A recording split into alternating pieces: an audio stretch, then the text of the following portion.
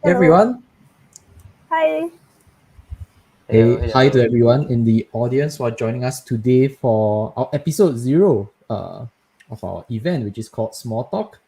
So very excited to be speaking both Jiaxing and Julius, who are also hosting this event today with me, and also to all of you who are in the audience. Very very big welcome to all of you who I think most of you likely are watching this from our Pico channel on YouTube, or either that from our Facebook channel and also from GDG Singapore as well as Dev Space. All right, so let's get started with today's event. Yep. Quick introduction. I'm Jiaxing from the Google Developer Relations team and representing developer space. So it's a physical space in Google Singapore office. But because of the pandemic, we have brought everything online. So I think a couple of you are watching from our Dev Space YouTube channel. Hi to you over there. Yep. And hopefully with the restrictions in Singapore, changing and all, we will I know we all can't wait for physical events to happen.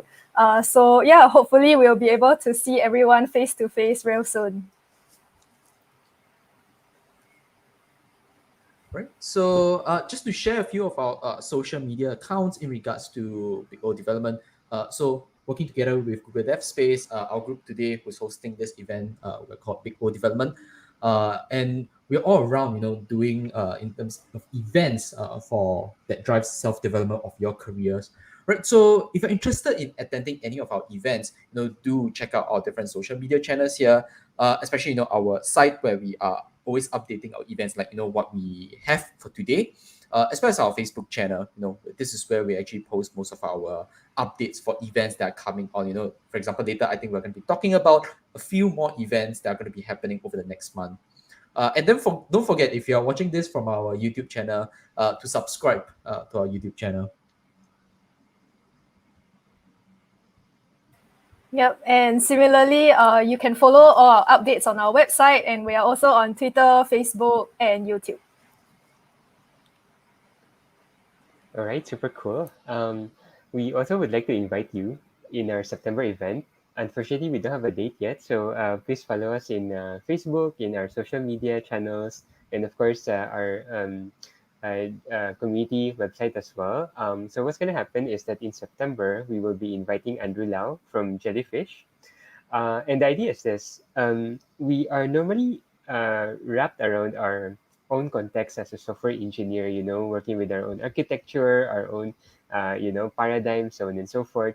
But it's also good to kind of understand, the entire flow from sales all the way to product, all the way to engineering, all the way until we deliver the product, all the way back to sales. So you want to understand the entire cycle as to why we can how we can better understand, how a company works, how a business makes money, and how we, each one of us, despite all the differences, all the frictions that we run into in every company, every team, there's actually some lessons that we can dig in and kind of learn from.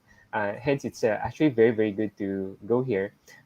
Andrew Lau is a former software engineer, a former VP of engineering, a former CTO, and he's now a CEO. So he has seen things. He has taken seats from both sides of the story. So it's a very good opportunity to listen to him.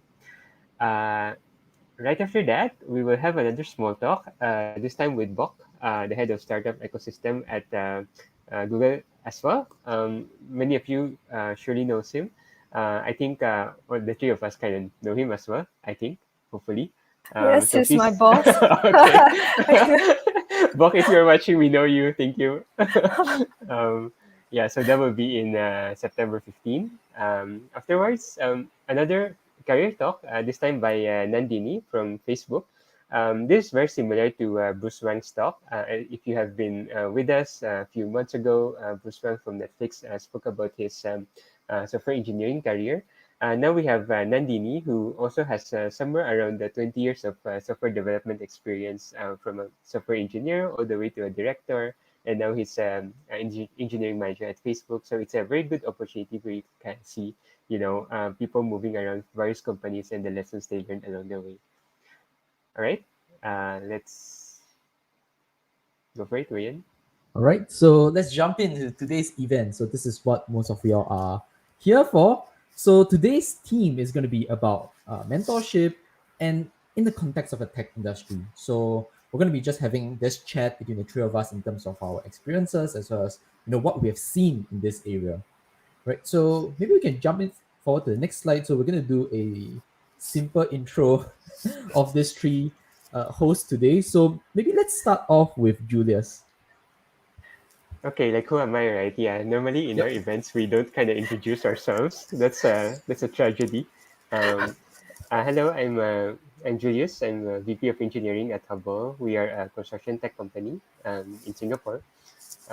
Kind of working with Chasin and Wei Yan for a while already in Big O. So many of you who has been following us for a while, you probably have seen this ugly face for a while. So yeah, good to see you all. Next, Jiaxing. Yep, Jiaxing from the Google Developer Relations team. I didn't realize we were doing this introduction, so I introduced myself earlier. But yeah, I guess that's about it. I joined the team back in May last year, so it was already during COVID. So unfortunately, I haven't gotten to host a physical event in our developer space. But hopefully that's gonna change soon. Yeah, over to you, Wei Yuan. All right. So when it's my turn, now I realize I also don't really have much to talk about. Maybe that's why we don't do a lot of these introductions. But hi guys, my name is Wei Yuan. Similar with Julius, I'm also working at Hubble. Over there, I'm a engineering manager, and currently I'm also holding a position, GDE, for cloud in with Google. Yeah. So yeah, that's it. All right, I think let's jump into the meaty topic for today. I think those are the parts that probably most people want to listen to. But I think maybe just to warm up a little bit to, for audience as well. Okay, just to mention, for anyone who's in the audience, if you have any questions or anything like opinions you point out, no, do just put them in the chat or we'll try and highlight them if possible. And yep, let's start off with actually a question not related to today's theme. I think just to liven up the atmosphere. All right. So we did talk about this question before we came in today, and so I just want to give context to everyone that this guy is the only guy that's married. So you have like another two who are not married over here. So okay, this question I think very simply I can choose. I mean, I would choose B. Okay, I'm not saying I don't have any choice, but B is my choice. So true love, hooray! But what about you guys? I have a question. Is your wife watching this? I don't think so. Yeah, okay. I will start first because I think Julius has a very interesting response to this. Jeff says his true love is $1 million. I would rather have $1 million because I just think that true love is too unpredictable. Your true love can change their mind the next day or a few years down the road, but $1 million cannot. Not say personally. That? It's true love. Yeah. Okay. But Wei Yuan is definitely B. I'm curious to know what the people watching this would choose.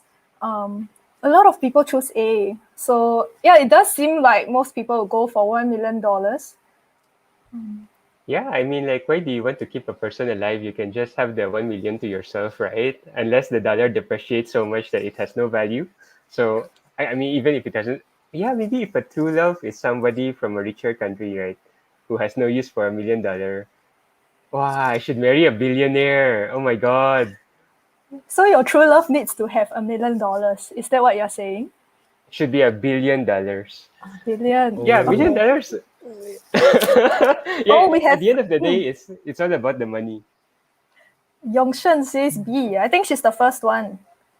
No, there True was a love few is before that. different. I think another person. Yeah, Arthur Simon mentioned B as well. Yeah, for the Bs, I know that's probably like this is like probably 20%, but You can grind for $1 million, but you can't for true love. True. Okay.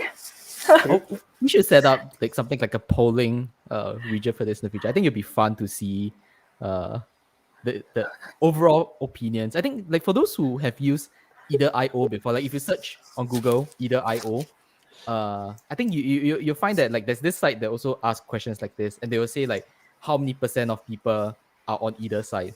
Mm. Yeah, Wei says Harrison? C. Yeah. Harrison says why not both? Yeah. Why not both, right? And Jeff also said the same thing. But what if you have to choose one? Yeah.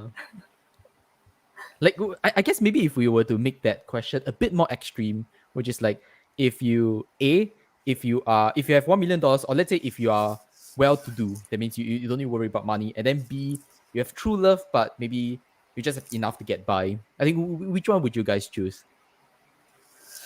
I think this one is a little bit more contrasting, I guess. Wow. I mean, I think money is more important than human beings, right? Okay, just kidding. Um, I'm going to get stoned, man. This is mentoring. This is not. To the future wife of Julius, welcome to this video. I'm gonna send this video to Oh, her in the future. yeah. You cannot delete any records from the internet. Oh no. Yeah, I'm with Julius on this. Justin. Okay. All right, so I think yeah, probably most of the audience I can see it's still going on A. So well, our submit defeat, but true love rocks. Okay, so maybe well, let's get into the actual meaty topic of today. So, all right, on mentorship. All right, so let's start with a question to set the ground first. I think this is probably what for most people, like maybe to understand the theme today and what exactly are we going for. So let's start off by answering this question. What does a mentor mean in the context of a tech industry? And maybe I'll start off first. So I did wrote a little bit down just to make sure like not get stage fright and forget about stuff. But in general, like what I thought when I first wrote down this question was that I sort of felt that this is basically, let's say if I were to find a mentor in the industry, what I want to find is someone who has walked the same path as me before, someone who's similar, perhaps in character, in certain ways, in terms of the journey as well. Like, it wouldn't make sense if let's say if I'm someone who's in the tech industry and I'm like basically I'm doing a lot of technical work, but then I'm getting a mentor who's in the business area. Like, it doesn't gel well. So basically, someone who has walked the same path and someone who can provide me with the direction in terms of both the hard skills, technical skills, as well as the soft skills in this area. So this is how I would define, or rather how I would want my mentor to be. What do you guys think about this? I think similar to what you shared, I would be looking for someone whose experiences I want to learn from. So if they are a bit ahead of me in that journey, and someone willing to invest in your growth, irregardless of how it sort of benefits them. So I think there's also a lot of people talking about how like mentors and managers are pretty similar, but I do think they are not the same because for managers, they have your department goals, KPIs to meet. So sometimes your personal development may not be the main aim during that period of time. So I think your manager can still be a mentor, but they should not be the only ones. Yeah. What about you, Julius? I think in my case, it's a bit more nuanced. I think it's because for most of our viewers, right, and even for myself, not sure for both of you, most of us probably don't have mentors. Some of us definitely have, but I probably am speaking, for most of us who don't. In my case, I don't have a mentor also. So, in that sense, right, like I think mentorship could be seen in one way, which is a person-to-person relationship, and another way could be some form of transferring of ideas. Like at the end of the day, the mentee, right, whoever the mentor is, and regardless of what kind of quote unquote relationship the mentee has with the mentor, the key benefit that the mentee enjoys in the mentorship relationship is the ideas that are passed down to the mentee. So I do think that in the context of the tech industry, right, given that the tech industry, according to, I think it was Kent Beck, one of the signatories of the Agile Manifesto. I think it was Kent Beck. If not, it's Uncle Bob. So he said that the software engineering industry, right, in general, is in a state of perpetual inexperience. Here's the idea. You can see the number of engineers, right, over a period of uh, several decades that, the tech industry is booming. You have more and more people who are coming in as junior engineers, and you have people who used to be seniors and have now transitioned out of the engineering reality. They could be doing their own product management work. They could be running their own company. They could have kind of retired and be like a house husband or housewife, those kind of things. So, because of the influx of newcomers, right, you have less and less people who can actually mentor in a personal capacity. However, you have a legacy and a rich collection of books, podcasts, blogs, and all those ideas that can be transmitted to us, and the lessons that has been learned throughout the ages, right, throughout the decades. Can still be applicable to us to this day, despite having a lot of new frameworks coming out and a lot of frameworks also becoming obsolete. The general foundations of software engineering, the theories remains the same. So I think that it's can also be something to think about in the industry. So maybe we can also take a look at what the audience is mentioning. So I can see a few very interesting replies from the audience. So we one from Jeff. Hi, Jeff. Yep. So a mentor shares insights of problems, leading solutions based on one's own experience. So yeah, I think very much in line with what a few of us have been saying, like basically has been the same area. And I think also maybe towards what Julius mentioned, basically if someone has sort of departed from a certain area of expertise, is a bit hard to mentor for that area. But that mentor can also serve as long as the mentor is still within the area of expertise, definitely they can help out as much as possible. But I think Julius did. Correct me if I'm wrong. I think the just now for what you have mentioned, I think you also sort of touch a little bit on sort of how should I put it, non tangible mentors, if I were to put it this way. That means non human mentors. You talked about online podcasts, websites, and all that. So maybe if you can dive in a little bit more about what you think on basically what exactly is a mentor outside of a person, actual human being? Like, would you consider, let's say, Steve Jobs to be considered as a mentor for many people, even though he hasn't directly mentored anyone, but because of the materials that he has written over the years? Wow, that's a very deep question. I think to take a step back, right? All of us have our own strengths and weaknesses. So, say for example, it can be argued that Steve Jobs is mercurial.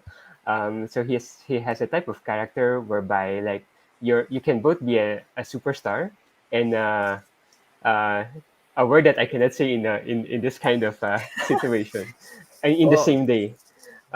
So that's how Steve Jobs works. He changes his how shall I say his opinions really really fast.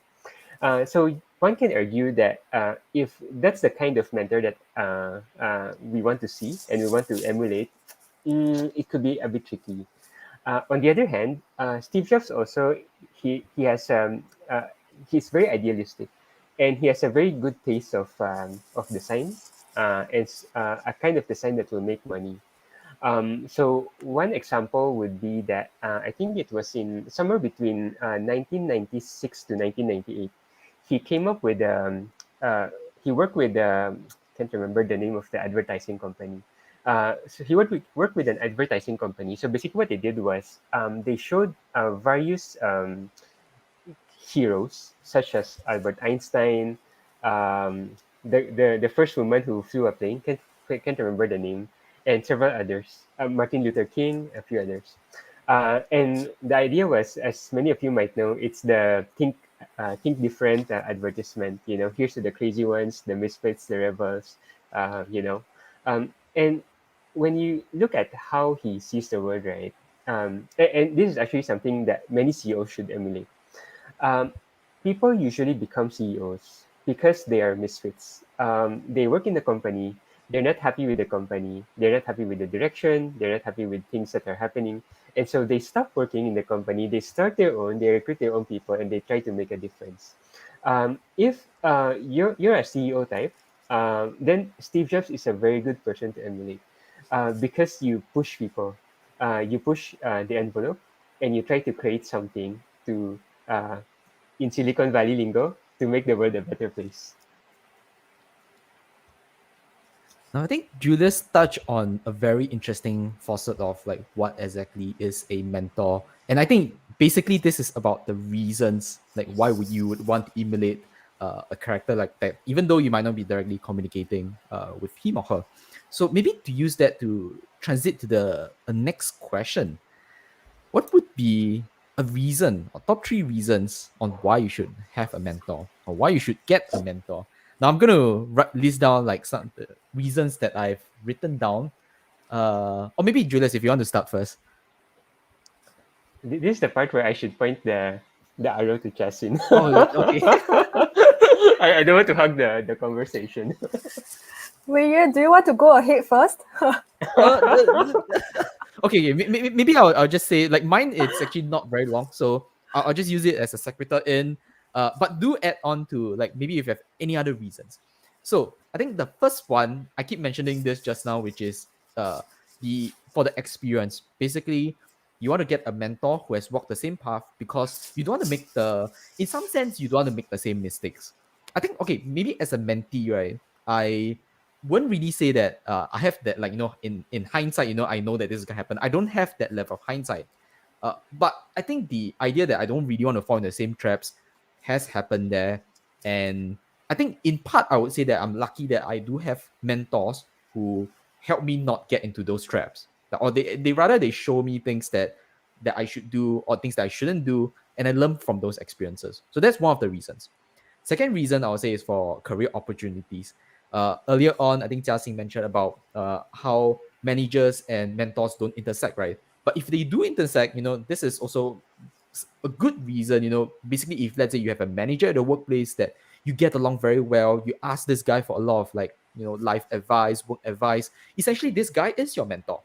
And part in this interaction, sometimes if if your relationship is going really good, and you show that let's say if you're doing really well at work, your manager knows that you want to let's say if you want to climb the career ladder, it might be a very good reason for him to say, I know that him or her to know that I feel that my mentee wants to go in this direction. I'm confident that I can drive and motivate this person to go there. So career opportunities, and that's also another good reason. And the third part, I don't want to dive in too much, but definitely networking. So I think we can't understate the importance of mentors that, like, as a guy who just entered his early 30s, my mentors are people who are probably in the mid 30s, or even late 30s, early 40s. These people are people who have been in the industry for much longer than I am. So they definitely have a lot more context towards knowing, maybe let's say a different person that let's say open source project I want to work with, or different opportunities essentially. Yeah. So those are some of the reasons. Okay, I'm not gonna hog the limelight as well. Maybe I'll pass it over to. What do you think, Jia Xing? Yeah, I think the first point you mentioned, pretty similar, learning from other people's mistakes. I love this quote that says, it's good to learn from your mistakes. It's better to learn from other people's mistakes.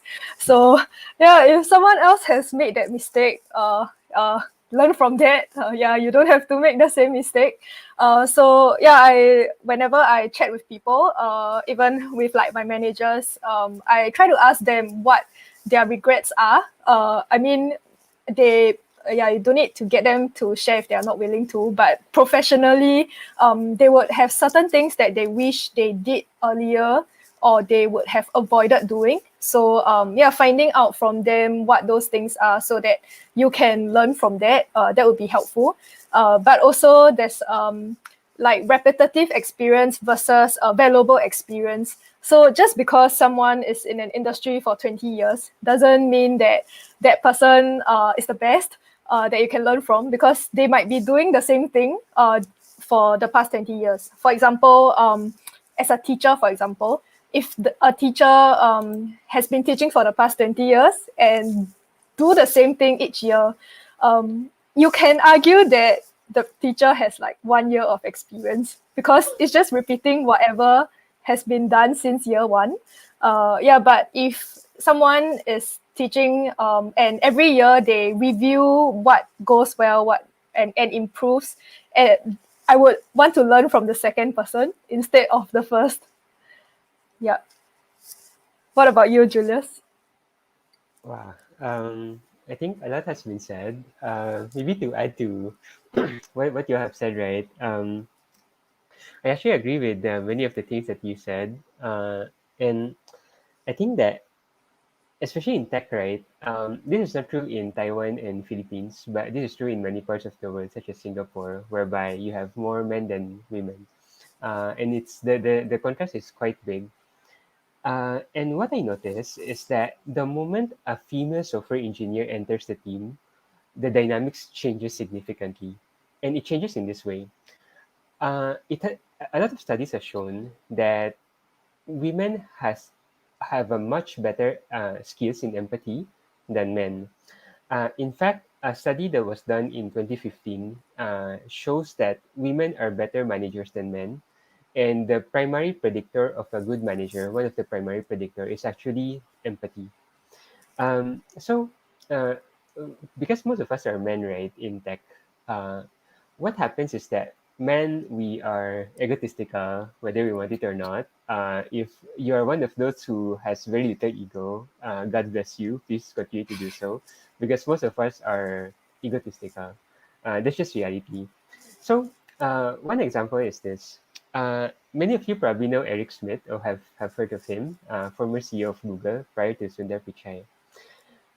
Eric Schmidt, before he became the CEO of Google, right, he was already a big shot in Silicon Valley. He was, I think he was the VP in Sun Microsystems when it still existed. And then after that, he moved to Novell, became the CEO, and then he moved to Google. Uh, and there was this guy named John Doerr.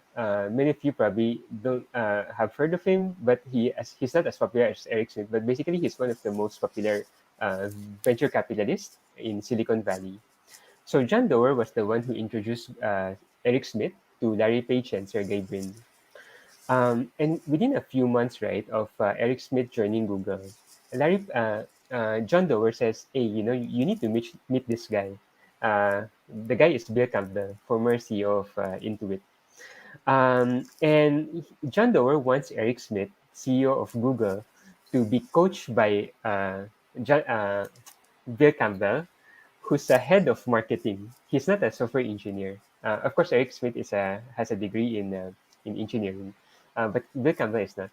So if I'm Eric Schmidt, right, I'm like, what can I learn from a marketing guy, right?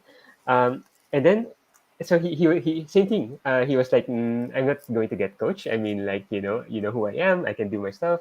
Blah blah blah. But then it turns out that Bill Campbell turns out to be the most influential coach in Silicon Valley history.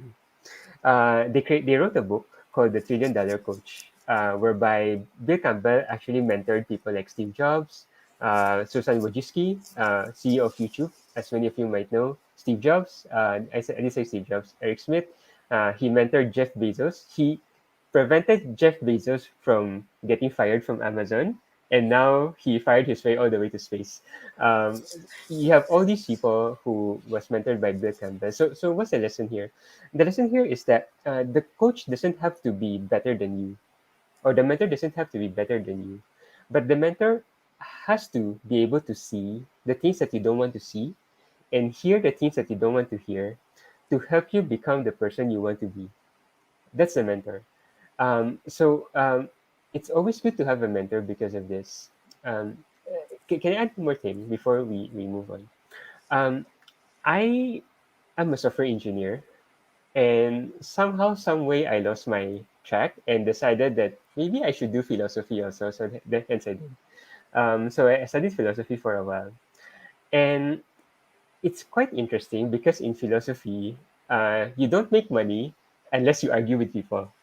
And I had to argue with people.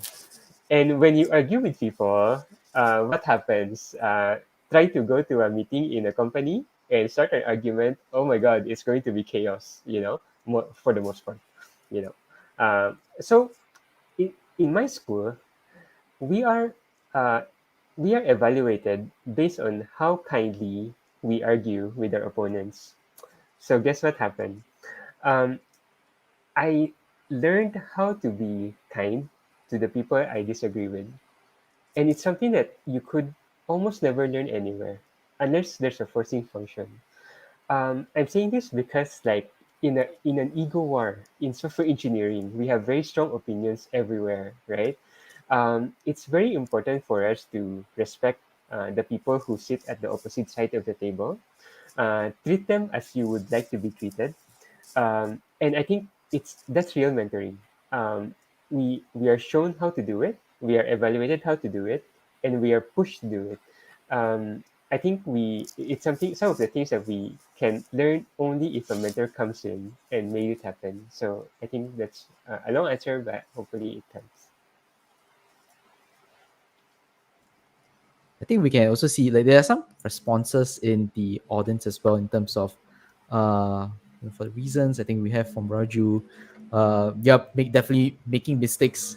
Without a mentor, I think you might fall into a trap of making the same mistakes before it happens. And yeah, I think we have another one that I think agrees with you, right, Julius? Oh yay, best Mm. friend. Love you lots. But I think this is But a good segue. Oh, sorry, good. I was just going to say, if like if you want to answer also the question, please do share in the chat. I think it's a good opportunity for us as a small community to kind of help each other and like kind of give thoughts also. Yeah. Julius will kindly disagree with you. He won't be aggressive. I, Kidding, I I'm can't kidding. I can't comment too much about that because like he's my boss. Okay, the next question. But I think this is a really good sequitur to the next question, which coincidentally, boom.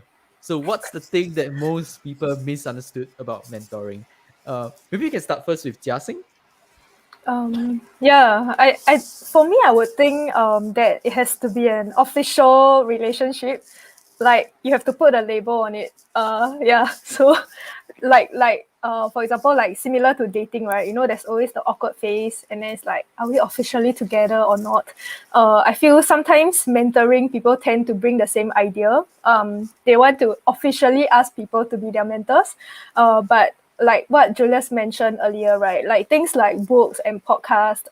Yeah, there's so many resources out there that we can learn from, and even the people that we speak to, you don't have to officially acknowledge them as your mentors. But I think, yeah, there are so many people in the community or even in your professional network that you can learn from. Yeah, so it doesn't have to be an official relationship. Okay, I guess Yep. Oh, go ahead, Julius. Sorry. yeah, I guess I can comment on that as well. Many of you probably have heard of Netscape. It's also dead now. If you're too young, I will be very sad if you don't know Netscape. But anyway, like Netscape was founded by Mark Andreessen. Mark Andreessen currently he's one of the most popular VCs. I think the most successful VC in the world, if I am correct. He is part of Andreessen Horowitz, as many of you might know. Um, so there was an interview that was done several years ago in Stanford Business School. Um, so here's what he said. We all think that we need to have mentors, right? Which is cool and stuff like that. But there are instances that you actually don't want a mentor, and this is when let's say you want to start a company, right? You have a cool startup idea, you want to do it, you would think that as a VC, right, as a VC, venture capitalist, uh, you would want all your advices or most of your advices to be heard by the CEO because they're throwing money to the startup and you want your money to be worth it, yada yada. Um, Here's the disadvantage of the VC that the CEO will never have. The CEO has spent years, hopefully years, of experience about the product that he or she is building, that the VC doesn't have. So if the CEO is going to respond to the VC about his advice and say, "Oh, yeah, it's a good idea, yeah, yeah, yeah," yeah." Mark Andreessen says, "Okay, that's a warning sign. It means that the CEO doesn't have the backbone. Number one, number two, doesn't have the mental fortitude to be strong enough in his idea and believe that it will work." Um, and the CEO, as Justin has mentioned, right, could be a 1 year experience, even if he spent the 5 years of time developing the product. Or he or she could have like 5 years of experience over the 5 years that he tried to deliver produce his business to where it is now. So Mark Andreessen says that that's the time that you don't listen to mentors. If your mentor is giving you advice on things that is not going to be helpful, then you should not have a mentor in that area. So we don't always need a mentor. In many cases, we do, but these are some of the areas that we don't need. Another one is this. Many of you probably have heard of Airbnb. The CEO was Brian Chesky. Many of you probably have heard of LinkedIn. CEO was Reid Hoffman, and now it's a different person. What if you're coming up with a new product that nobody has ever done before, right? I mean, who wants a stranger in their house, right? Nobody believes in Airbnb for the most part, but in the US specifically, many people who actually travel to the US or the different parts of the US who doesn't have the money to actually pay for a hotel will say, "Can I crash into your house? Can I sleep for 1 day?" So it turns out that Airbnb was very very useful for this type of this category of people.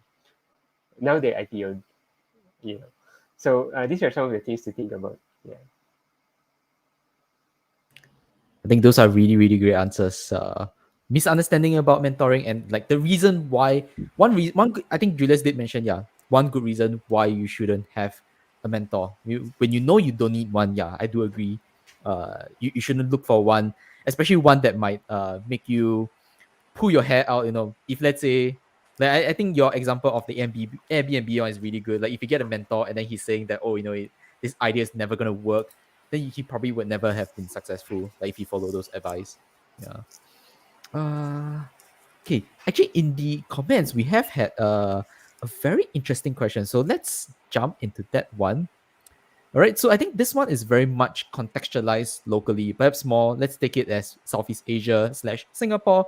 So I'm gonna read off the question. Would you say mentoring is less spoken among locals? In his opinion, I think simply as the product of our system, it seems like Singaporeans are more competitive and less mentor focused. That's a very, very interesting question. And maybe I'll just answer a little bit, then I'll hand over to my fellow host. I do somewhat agree with this sentiment here that it is a very competitive industry. And I think maybe in some sense, we are somewhat, like in the traditional Asian sense, we are somewhat discouraged, I would say, maybe to trust someone too much and to put them in a position of plotting your growth. And maybe also another aspect is that we are also very used to the transactional relationship, if I were to put it that way. Like for example, if I want to do better at school, I will pay money to go for tuition and do that. I mean, I've not done a lot of tuition, but we have a $1 billion tuition industry, so that's how it goes. And also because mentoring is a very Western concept, so to speak, I guess it's a lot more newer around these parts. But I do see a lot more young folks doing this nowadays. Like I recently found out that one of the interns that I was helping to manage, that he or she actually has a mentor at like that age, and this is like what, 25 or younger, and I think it's definitely gonna get younger and younger from here. I think more and more younger folks are exposed to that westernized mindset. Maybe I'll pass on the baton to Jiaxing. Like, what do you think about this? Yeah, the second part of this question, right? Singaporeans are a little more competitive and less mentor focused. I would assume you are referring to like fewer people are willing to be mentors from this statement. Not sure if I'm inferring it correctly. I think there are a couple of reasons. I think Wei Yuan mentioned the one that we tend to be a bit more transactional. I help you and then I expect something back in return. Whereas I think mentorship, one of the probably a misconception is that the mentor gives more and the mentee benefits. Yeah, but I think the second reason is also resources. I don't think there's a lot of mentorship resources available in the Southeast Asia region, at least not that I know of. But I do know of this startup called Future Lab. They are based in Malaysia. They are a mentor mentee matching platform. So yeah, I've been hearing people being involved in that platform, talking to people, mentoring others, and also looking for mentors. So if you're looking for mentors, that might be a good platform to check out. Not sponsored, just sharing good stuff. Yeah, and if you're looking to mentor someone, do check that platform out as well. And yeah, I think we have someone asked, Sean said, how to go about finding mentors for fresh grads. You can check out that platform. And I mean, that's one that I know of. But I think I think you will also agree, Julius and Wei Yuan, that sometimes people just reach out to you on LinkedIn to ask if you are open to mentorship. So I think if you know if you see people who seem interesting, who seem willing to be part of a community or mentor others, there's no harm reaching out to them. Yep. I think Julius, you have a lot to share for this. Wait, can I jump in very quickly just to say one thing? Because I think Jiaxing mentioned a very interesting point about reaching out on LinkedIn or any other social channels. And I just want to say, okay, so this one is actually a little bit tied to the last question about a common misunderstanding of mentoring.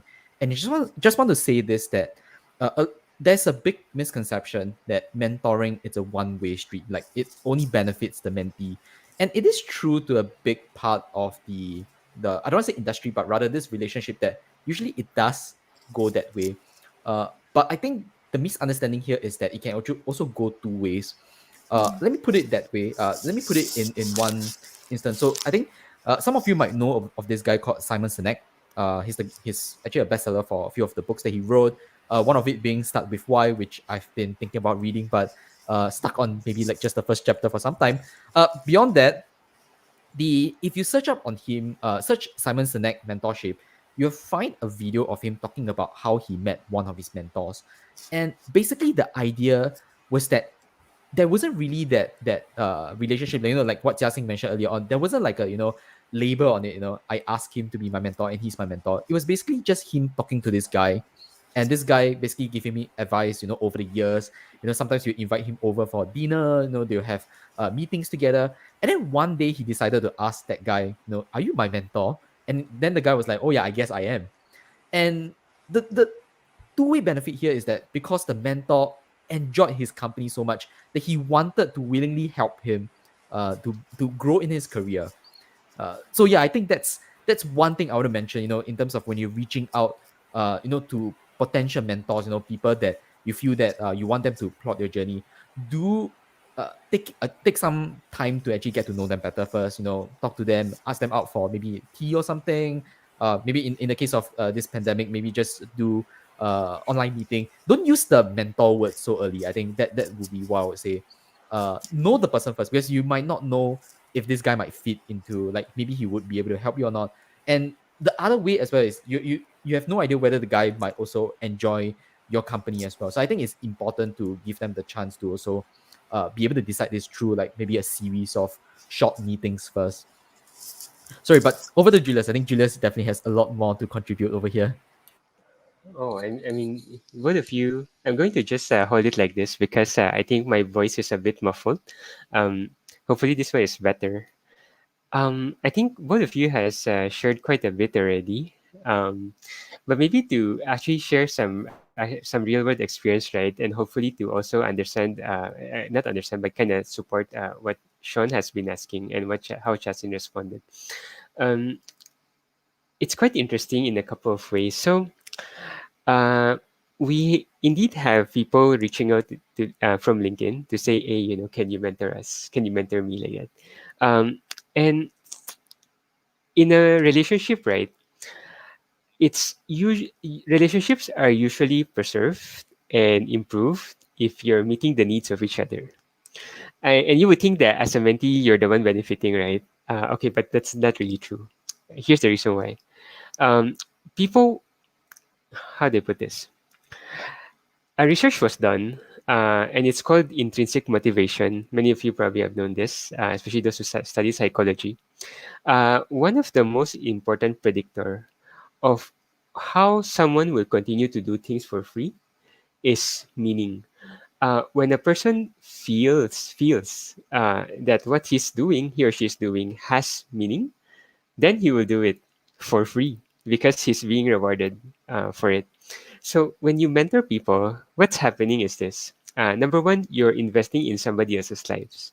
If they do well, then 10 years later, 20 years later, you'll be like, I think I'm smart, you know. The other thing is this. Um, if someone reaches out to you, hey, can you mentor me? You'll be like, wow, this guy is enlightened. He knows where to find a mentor. So you have all these motivations depending on the mentor, whereby you actually do it. Now, for fresh grads, it's actually very, very easy for a fresh grad to find a mentor. Easier than somebody who's in the profession for many years. And I'll tell you why. Many of us in the profession wants to actually invest in the lives of the younger generation, believe it or not. You just talk to people deep enough, and deep down they'll be like, if I can invest in the next generation, I will. And what's the best way to invest is to exactly tell the person that, hey, I'm a fresh graduate. I know very little about the industry, but I want to learn. Can you help me? Uh, what this does to you as a fresh grad is that it distinguishes you from every other fresh grads who didn't ask for help. Usually, when you ask for help, people are willing to help. Usually, not all the time, but usually they have a spare hour or two to actually invest in you. Now, people are busy, right? People are very busy. However, uh, it doesn't mean that you cannot get into their time slots. In fact, all of us have the same number of hours in a day. However, what's different is the level of importance each activity has. And if you're actually fulfilling the need of the mentor, then you're in. If you don't fulfill the need, then it's okay. Go to the next mentor and to the next mentor, and then you'll find one eventually.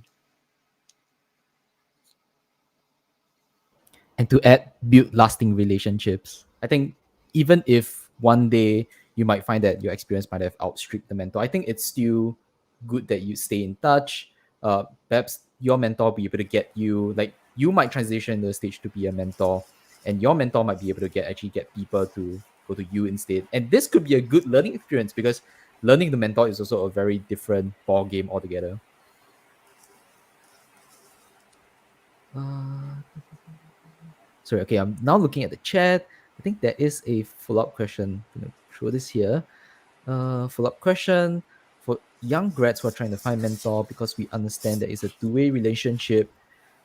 Or how can we show our willingness? How to convince? I guess this question, if I were to infer it, how do you convince that mentor of the value that you are to mentor you? Okay, I hope I'm describing it in the right way.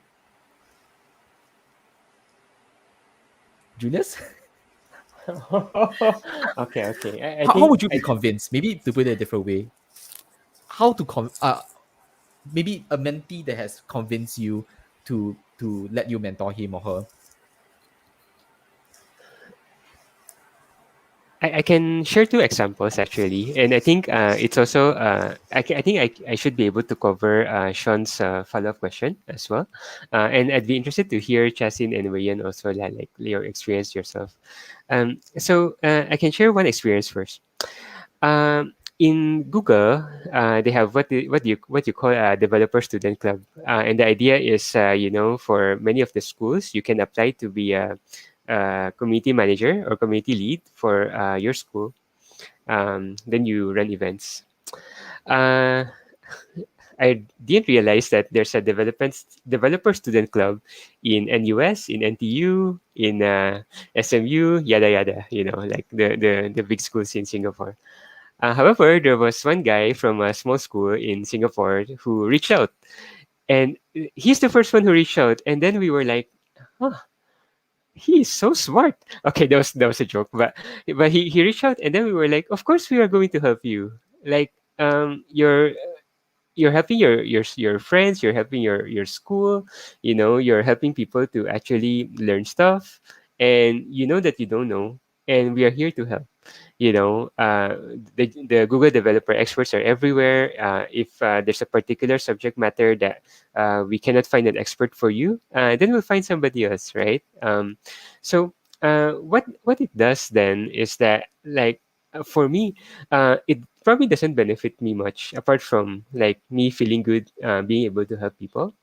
But the thing that I see from this fellow is that he's willing to pay it forward, and hopefully some of the people that he actually helped out can pay it forward and pay it forward, and now you have a multiplying effect of one goodwill that you have done to one person, because now it multiplies, it's scalable. um, what's a good decision? A good decision is an agent of scale. A good decision is an agent of scale. A good decision is, once you take that action, once you take that decision, then it's scalable. It creates that value. Most decisions are not like that. So that's a very good decision for the mentor. Here's another example. Most of us learn programming probably in college. Many of us also, out of hobbies when we were in high school, probably in primary school, we played a little bit. There was one guy, I don't know if he's watching right now. If you're watching, please say hi. He came to me and he's like, "Can you mentor me?" And I'm like, then I check his profile. Then I'm like, "Oh, he's not even in uni. He wants me to mentor him, and he wants to do internship." I'm like, okay, this is very rare, right? And it turns out that he's super smart. We let a Google developer expert in the company interview him, and he passed with flying colors. Then we let the CEO interview him, and the CTO was like, "Oh my God, where did you find this guy?" I'm like, Vigo development. So how did it turn out? Well, it turned out that it's important for us to invest in people who may not have the resources or the capacity to work in a company or be part of an environment where they can nurture their interests, they can nurture their skill set. So for us, it's like, hey, okay, Hubble is not Google, but we can offer things that Google can provide, and likewise, Google can offer things that Hubble can provide. For example, in a small startup, then you can get to learn more. In Google, you can go very, very deep into a particular technology. You can also network with very good engineers in various verticals, which Hubble cannot provide. Hubble has a wider range of Google developer experts, for example, community leads, for example. So then, given the network that he can generate while being at Hubble, then hopefully what he has learned in our company, he can share with others as well, and hence the multiplying effect. So I think that it does benefit us. Oh, hi, Jason. Hello. This is Well, I the hope that. legendary Jason that you all speak of.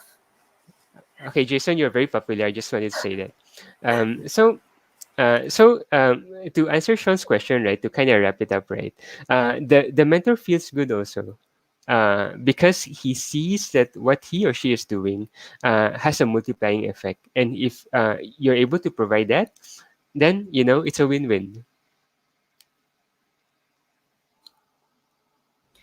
Now, in terms of a win-win relationship, we have a very interesting comment. Again, I'm picking this because this actually goes very nicely, fits nicely to our next question. So I'm just going to show the comment. So one way is for the mentee to produce revenue for a mentor, and this is a very interesting. Like this is I'm not like laughing at this question. I mean, this is a very serious thought that people have, and so going into that, would you pay for someone to mentor you? Now I'm very interested. I'm very keen to understand what you guys think because I do have a very what do you call it? I don't okay, not controversial, but probably a very contrasting view from you guys. But maybe okay to start off with Jiaxing first. If what do you think about paying someone to mentor you or being paid? I don't mind being paid, of course, right? But paying someone, I would firstly think of why I need that, right? So if you have a very specific goal in mind, and this person's experience, you can almost replicate it to your own life. So for example, I love bubble tea, right? And if one day I want to start my own bubble tea empire, I want to expand it across different regions. Yeah, and if I know of someone who has been there, done that, yeah, I will pay him. I will pay him or her to mentor me. But if it's more like generic, if it's more generic career wise, it's not really specific. I don't have a specific goal in mind. I don't think I would pay for someone to mentor me. Yeah. What about you, Julius and Wayan? Wayne, do you want to answer first? I just don't want to hug the microphone. No, I wanted to say a joke, but I guess I missed the moment by muting myself. Okay, since I'm also mentioning it, I was about to say, oh, with this, we're gonna announce Big O Bubble Tea Empire. We're starting. Our shop is gonna be in Yishun. So okay, no, I'm just joking. I'm curious to hear what Julius thinks. Because I think Julius, you are mentoring in an organization right now. You are. I don't think you are paid, but the organization does charge the mentees, right? And I think it's called Plato, is it? Yeah, that's true. So many of you might know that I actually am a mentor in a, okay, not many of you, but some of you probably know that I'm a mentor in a company called Plato. It's a Silicon Valley company whereby they bring in people who are actually willing to mentor various people in the tech industry. So are they willing to pay? I guess like yeah, there are people that are willing to pay. And maybe let me speak from both angles. First, as a mentor being paid. I generally tend to refuse payment. Um, there was one startup, for example, who asked me if I can mentor their team. Then I'm like, oh yeah, sure, I can do that. And then the CEO was like, okay, how much do I pay? Then I'm like, no, you don't have to pay. And here's the reason why.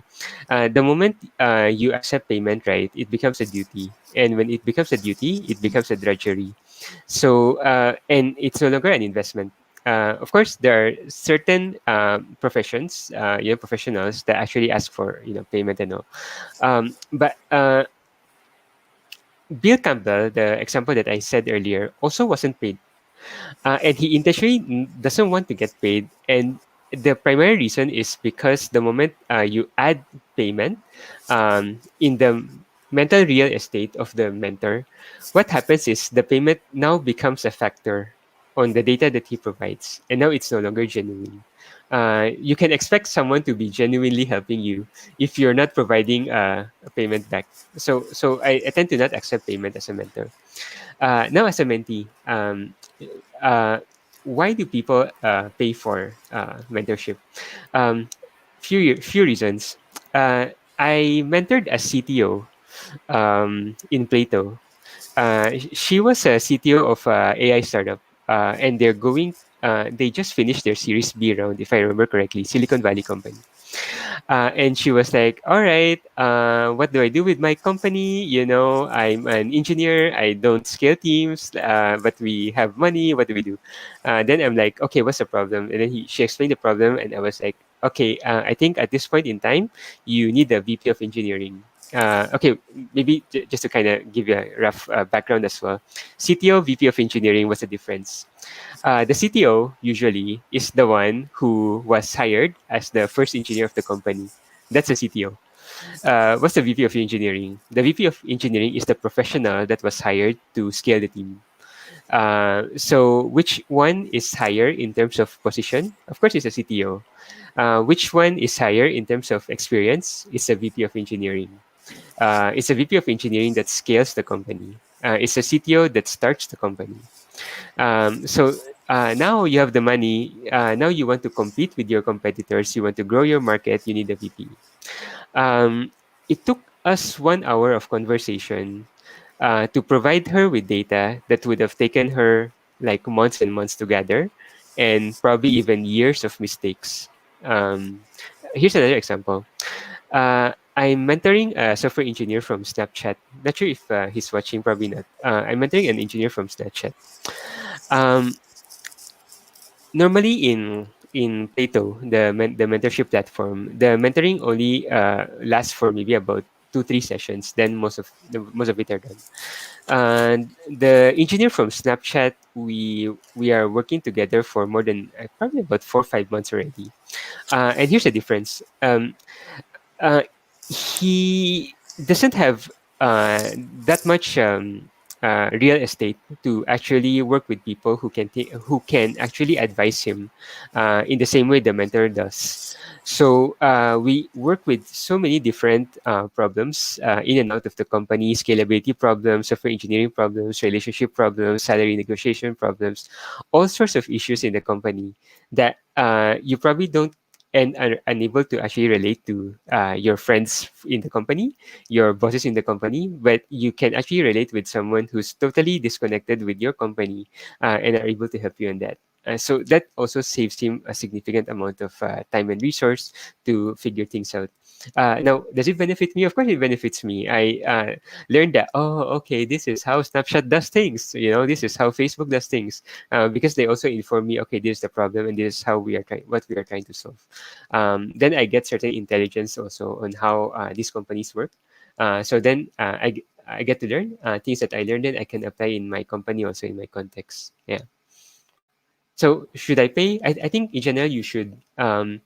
It will help you significantly decrease the amount of time it takes for you to actually get the same amount of experience and lessons. I think that's a really interesting perspective to pay, but I think for the mentor not to receive payment, but to get value from things like experiences that he or she might not get from that the same problems that are faced by the mentee. That's really, really awesome. Okay, we're running a bit low on time, but we still have a few more questions. So let me move on to the next one. Let's see. All right, so I think to touch on maybe a more touchy topic, uh, bum, how do you deal with disagreements? So let's say that if you're in the audience, you have identified your mentor, you have you are working with this guy, he's mentoring you, and then one day he or she disagrees with you and you hate him or her. What do you do? I'm gonna arrow. Okay, maybe I'll start with Julius first, and then after that, Jia Sing. I talk a lot, no? Okay. I try to keep it short. Uh, First, as a mentor to a mentee, all right? So as a mentor, okay, maybe let me go back a bit.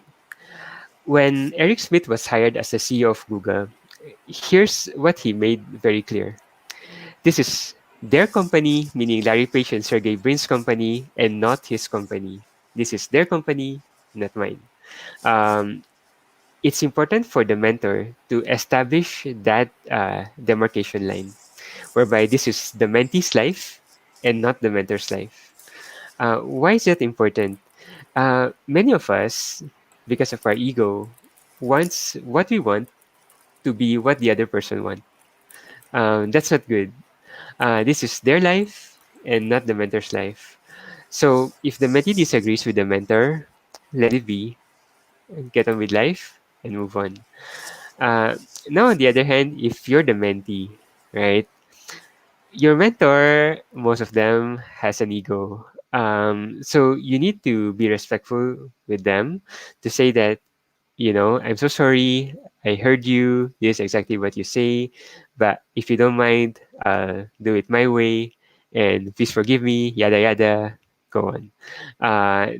and of course, the mentor needs to understand that it's your life, yada yada. It's okay to disagree. In fact, in disagreements, new perspectives show up. Um, here's an interesting story in Google. Um, way back, before Google IPOs, it was a small company making millions of dollars. And what do you think a typical startup CEO wants in life? Well, it's to have their faces in magazines, their faces in TVs. Back then, there's no YouTube, yada yada, right? You want to be famous, so on and so forth. So what happened was, a few months before Google IPOs, Larry Page and Sergey Brin showed up in Playboy. And as you might imagine, it didn't sit very well with the investors, and the IPO went into jeopardy. So Google would have been screwed all over many times back then. Um, so they went back to Eric Smith, and Eric Smith, and then they were like, "Oh no, did we mess up?" And Eric Smith, deep down, he's like, "Of course you messed up." But a better answer would be, "No, it's okay. I would have the same. I would have done the same thing. Uh, that no problem. We'll fix this." So as a mentor, when your mentee screws up, they will screw up. If your mentee screw up, tell them that's fine. Life goes on. We fix this. We move on together. Same thing if you're the mentee, your mentor can screw up also, and they will screw up. If they screw up, tell them that's okay. We continue with life. We move on together. Yeah. Um, I wonder if, yeah, I guess going to pass the microphone to Chasin or Wayan. Maybe I can butt in here. So I think that's a really interesting answer in terms of picking up pieces after disagreements. For me, I have a contrasting opinion on disagreements, and I think it's always okay. One of the words that's usually thrown around a lot between mentees and mentors is, why is he or she so stubborn? Why the views different? And I feel that that's not I strongly believe this is not a good way of looking at things. When you disagree, brushing it off as, a personality quirk, or, being stubborn, it's not, it's basically showing one thing, which is that you don't have the information uh, to understand, why is that the opposing party, be it the mentor or mentee, is thinking that way. And then, yeah, I think just to put this comment over here that Harizwan in the audience is mentioning, yeah, I think this is really, really important to what I'm going to say, which is to find out why the disagreement is in place. Usually, if there's a disagreement, and if it's a disagreement between two sane people with, like, reasonable views that they are most concerned about, that disagreement usually it started because person A doesn't know what person B concerns are, and vice versa. But once you put everything out on the table, then you'll be able to better appreciate why each of you have a different look at the same matter. And once you have done that, it's already a direction, a path towards a better goal, because now you know that, okay, there were some things that I didn't know about, that he or she knew about. And there were some things that I knew that the other side didn't know as well. And because we put all our concerns on the table, we can craft a middle ground. Okay, usually, okay, sometimes middle ground is not always the best solution, but in a lot of cases, the middle ground can be a good place to start with when you have to now look for a solution that solve the issues that are brought up on both sides. Yeah, so this is something I feel is very important. I think disagreements will always happen, but how you deal with it, like getting more data, trying to find out what's the best solution coming out from there, I think that's the more important position to take. Okay, I'm going to jump to another question. So this is going to be our last question for today, and I think this is probably something that's more personal to each of us. So let's talk about challenges in terms of finding mentors. So maybe to us, both Jiaxing and maybe we can start with Jiaxing first. What challenges do you think people face in terms of when they're finding mentors? Yeah, I think one of the main ones is just where to start. Yeah, and I think earlier on, Sean was talking about how, like, as a fresh grad, it might be challenging to sort of to think of how you can make the relationship mutually beneficial, mentor-mentee relationship. I think my advice would be to look for mentors through meetup groups or like even Google developer experts, because it's a certain kind of people who will organize meetup groups, who will organize GDGs events, because the whole idea is paying it forward, being part of a community, knowledge sharing. So people who invest their time in all these activities, they are already looking to give back to the community. So when you reach out to these kind of people, it's, yeah, I would think they will be more likely and open to mentoring someone. So yeah, if you are looking for the pool of mentors, I would suggest take a look at our GDE's directory and reach out to them through LinkedIn. Yeah, I think that's the, yeah, Wei Yuan. If you are interested in cloud or software engineering, he can do everything. Please add him on LinkedIn. Reach out to him afterwards. I think that's the first step. Challenges people encounter. Yeah, Cool says join tech communities like Data Science Singapore. Yeah, they are having a meetup in September. Yeah, join their Facebook group. It's like over 10K members. Yeah. How about you, Julius? Oh, what are some challenges, right? I think if anything, the major challenge is actually the fear of rejection. Nobody wants to be rejected, right? Okay, I take that back. Most of us don't want to be rejected. Some of us likes to be rejected because okay, we're not in sales, right? In sales, rejection is actually an entry point for more negotiation. So that's a difference. Anyway, let's go back to finding a mentor. The major challenge is the fear of rejection, and you will be rejected. You will be rejected a lot, especially when you cold email or cold message a person. You are likely going to be rejected, and that's fine. Uh, Looking for mentors is very similar in succeeding in business. You can screw up 99% of the time. All you have to do is to be right once, and then things will suddenly move in fast track. Do it often enough, and then you will move in fast track in many different verticals. Um, this lesson is actually something that Mark Cuban keeps saying in business. You only have to be right once. You can be wrong everywhere else, and that's fine. So don't be afraid to look for mentors. You'll be rejected. That's fine. I might say no also if you reach out. Like it's not like you reach out, but like just in case, right? I might not be able to mentor also because it's not in my area of expertise, or at the current capacity I don't have time. But that's fine. If you get rejected today by one person, maybe tomorrow the person might actually accept because the situation is different. These things happens in negotiation all the time. So if it happens in negotiation, it happens in business, it will happen in mentoring as well, and that's fine. So keep trying, keep failing, enjoy the process, and hopefully you can fast track your career and your personal life.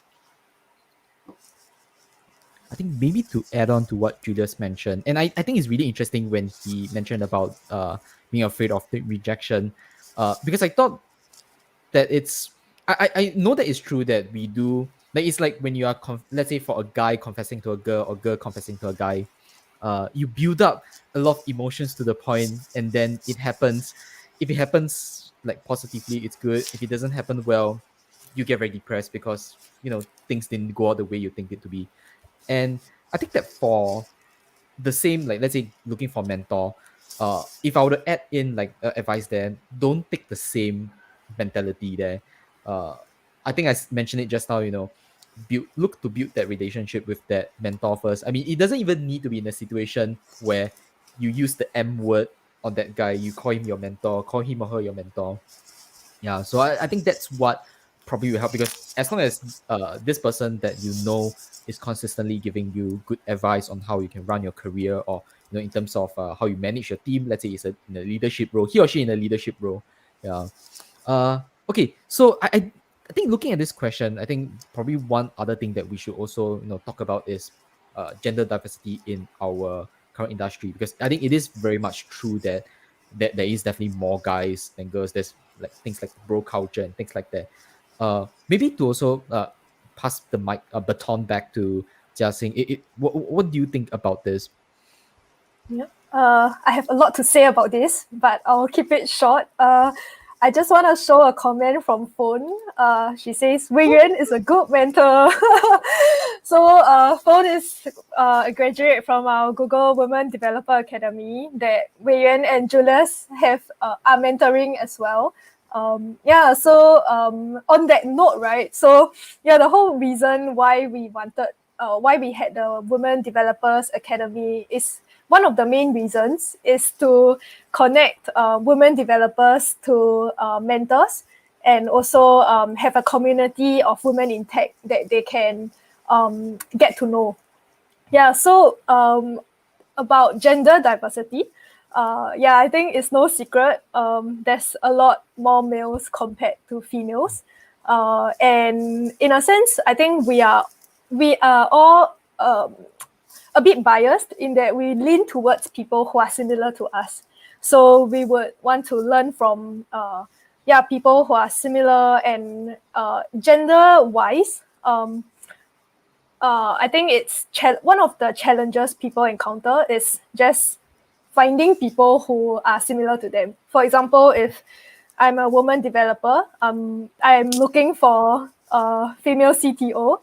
But yeah, if you think about it, I don't really know who are the women CTOs out there. So it will be challenging for them to look for a mentor. And yeah, the options are very limited. So that's one of the challenge, diversity. And also the bro culture. I think um, maybe in Asian society is not so obvious, but I mean in Silicon Valley we all hear about the bro culture and the toxic work culture. So but I think for us, it's still something that is not talked about a lot. Like for example, in the workplace, sometimes it's informal. I think informal networks, or like outside of the workplace, it's easy for women to be excluded because after work they have to take care of their families, children responsibilities, housework. It falls onto the responsibilities of moms most of the time. If a child falls sick, for example, would the dad or the mom have to take the leave? Most of the time it defaults to the woman. So that's one challenge, I think. Ku says we call each other boss culture. We do. Everybody is a boss. So I think trying to cultivate an environment where it's diverse, especially in gender. That's one thing that we are very, very passionate about. So I think you would see that in a lot of events in developer space, whenever we get speakers, we make it a point always have women speakers, because we want the speakers to represent the tech industry. So to more non-male dominated meetups and events. That's all I have to say. Just to add on a little bit more to what Jiaxing mentioned, for the guys out there, if there's a female lead in your workplace, or engineer, or someone else who you do respect, and you want them to be a mentor, don't be afraid, go ask them. I think as a engineer working in this industry for this, I don't want to say many years, but at least in these few years, I I like to say that the gender barrier, like there isn't really much of a guy can do, a girl cannot do type of thing, like, and vice versa. Everybody is like, you can write code. It doesn't matter whether what your gender is. And I mean, I would confess that like I had someone who acted as a position of I mean, I didn't use the M word again on this person, but she was somewhat my mentor for the first few years that when I was joined the first big company in my career. And I grew a lot as an engineer because of that. I grew from like I would say a 2-bit gangster engineer, from like someone who's a bit more technical, someone who could become a lead because I learned from her. And if you're there watching Aisha, I mean, I know like you probably people already mentioned this out there, and yeah, I do see her as my mentor for I think a good few years when I was in this company that we were working at. So definitely, I think don't worry too much about things like gender. If there's someone they respect, do uh, interact with them more, ask them to be your mentor, build the relation. It will help benefit you, in the long term. And with that, I think that's probably a very good time for us to do the closing notes. So because we're running off overtime, in fact, up to 9:30. I'm very thankful that like a lot of you are still with us. In fact, I think it's almost 100% of the people who were with us. I think we can see on the user meter over here, and the number is actually like has stayed around the same. Yeah. But let's do the closing note. So okay, Julius, I'm gonna share your slides back in. Okay, so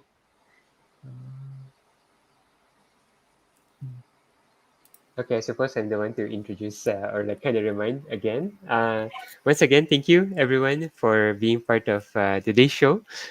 We are very very happy to to have you engage with us, and we hope that in subsequent shows that you continue to support the show and talk to us, and we'd be more than happy to try to include as many of your comments as possible in the subsequent shows. That said, the next event will be with Andrew Lau, CEO of Jellyfish. Again, I did mention that it's very important as software engineers. I think for most of us, we are software engineers, right? To understand how things look like from sales downstream to engineering and engineering upstream to sales, how the entire interaction looks like, so that we can make better and better decisions along the way. So it's more than just software architecture and so forth, unit testing and so forth. We can also understand a lot of the business behind why we are doing what we are doing. Uh, the next thing, we will be talking to the king of Google developer space and the startup ecosystem at Google, Bok. This is to appease Bok so that he hopefully can hire us to Google. Sorry, just kidding. We are staying at Habo. But yeah, this will be fun. Like Bok kind of work in various different countries actually. So we can actually learn from Bok the different means by which we can engage in a multicultural setting and how we can adjust, with the various cultures that are part of our organization, which obviously in Singapore, there's a lot of, it's a melting pot of different cultures. So please do join us again in the next small talk session. And in October, as we did mention earlier, we will be inviting Nandini. I would say that Nandini is one of the most amazing women leaders that I have met. Um, uh, she can put into context many of the things that we only hope we could, like even for me. So I hope that you become, you be part of this as well. It's very rare for us to get women speakers. Nandini is one of the those ones, and hopefully you can come and support her and support the show, and hopefully learn with us. Yeah, I think that's it. Thank you once again, everyone. Bye bye. Good night. Bye bye.